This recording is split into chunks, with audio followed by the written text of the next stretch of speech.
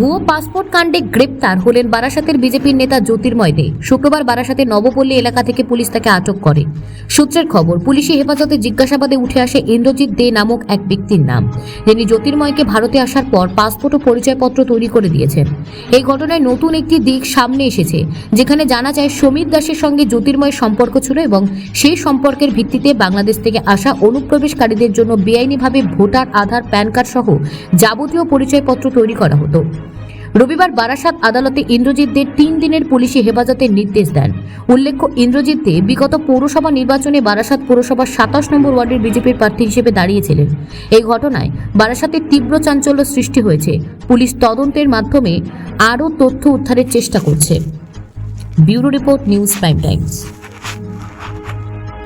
আজকে আপনার বারাসাতকে বেশ কিছু লোকজনকে এখানে পাঠানো হলো পাসপোর্ট জালিয়াতি কাণ্ড এবং বিভিন্ন ঘটনায়, একটু যদি সংক্ষেপে বলেন।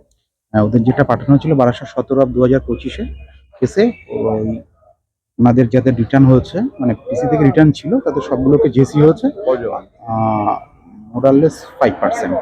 আর আপনার ধরুন, যেটা আজকে নতুন একটা অ্যারেস্ট হয়েছে, মানে ইন্দ্রজিৎ দের 7 দিন পুলিশ কাস্টাডির জন্য চাওয়া হয়েছিল, সেটাতে জজ সাহেব 3 দিনের পিসি দিয়েছে। 22 তারিখে রিটার্ন আছে পিসি। এছাড়া আর কিছু এখন অবধি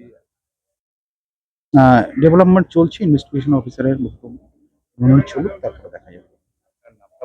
আমার নাম বলরাম সরকার, অ্যাডভোকেট, বারাসাত। ওইটা আপনি বলতে ডকুমেন্ট বানাতেন, জাল আধার কার্ড তৈরি করার জন্য